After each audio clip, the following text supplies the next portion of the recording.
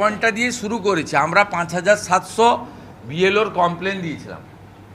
সেই কমপ্লেনের মূলে 1.1, 1.2, 1.3, 1.4 তাতে অধিকাংশ আমরা কেস টু কেস কমপ্লেন্স চেয়েছি। উনি আমাদের কাছ থেকে 3 দিন টাইম নিয়েছেন, কমপ্লেন্স নিয়ে নিবে এবং বিএলওদের সম্পূর্ণ তালিকা ইআরওরা ওয়েবসাইটে তুলবে উইথ ডেজিগনেশন। কারণ মিড ডে মিলের কুককেও বিএলও করেছে এমন তথ্য আমাদের কাছে আছে।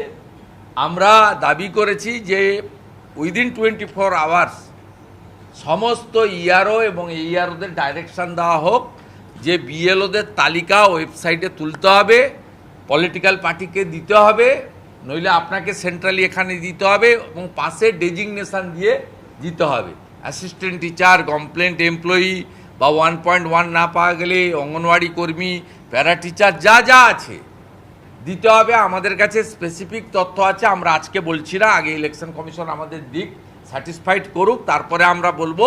মিড ডে মিলের কুককেও বিডিওরা কোথাও কোথাও বিএলও করে দিয়েছে। আমরা দক্ষিণ 24 পরগনা আগেই বলেছি, গোসাবার কেস হাইকোর্টে চলছে আপনারা জানেন, কাকদ্বীপ সাগরের তো আছেই, এটা আমরা কোচবিহারে দিয়েছি।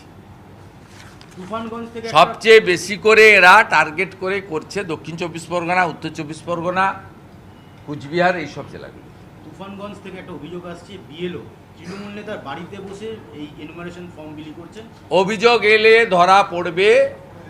আবারও বলি, যেটা নিয়ে আমার বিরুদ্ধে লিখেছেন তৃণমূল, 432 জন বিএলওর বিরুদ্ধে বিহারে কমপ্লেন হয়েছিল, এফআইআর হয়েছে, 52 জন জেল খাটছেন। অতএব আমি বিহারের এক্সাম্পল দিয়ে বলছি, মমতা ব্যানার্জি এবং তার ভাইপো বা আইপ্যাকের প্রতীক জৈন আপনাদের কাউকে বাঁচাতে পারবে না। যারা ভুল করবেন, আপনারা পার্টির কথা শুনবেন না, আপনারা ইলেকশন কমিশনের কথা শুনে কাজ করুন।